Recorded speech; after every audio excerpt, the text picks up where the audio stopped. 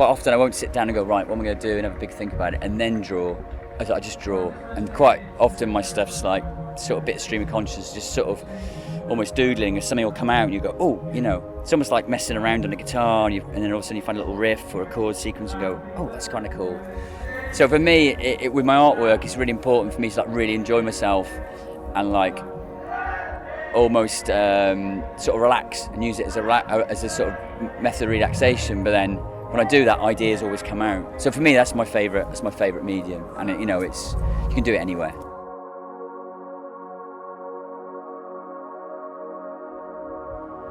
It sort of enhances my existence on Earth. But it's really important. I mean, you speak to most people who are interested in music to the point of buying a lot of music, and it's almost like a vitamin, you know, for me. So I couldn't imagine a world without it. And like the other week, I was listening to some stuff on SoundCloud, and like we had a big internet outage in our building, and which never happens, and it was just like quiet for about half an hour. They got back on, and it was just weird.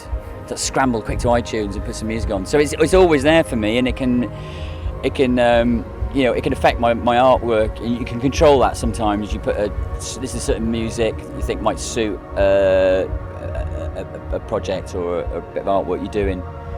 It's weird. I was chatting to somebody the other day, and it's almost like, you know, dare I say it, I do artwork for a living, and it's my love, but it's probably one of my first loves, music. I don't know what I'd do without it. The best advice I can give to anyone interested in visual arts is just keep at it.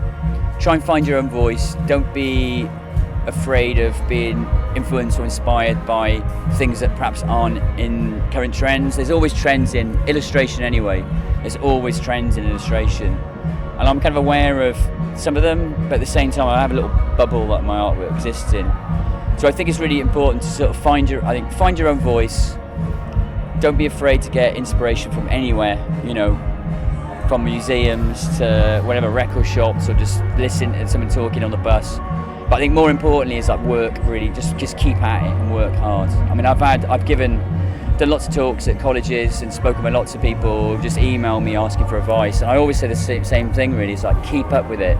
You know, I've known people who've had really, you know, us illustrators have a kind of weird invisible support group where we all speak to each other, and like, you know, if everyone's having a hard time, everyone just joins in because we know what it's like. And you do have points where you seem that like nothing's happening, you're getting knockbacks, but just keep with it. I truly believe if you stay with something, you will find success.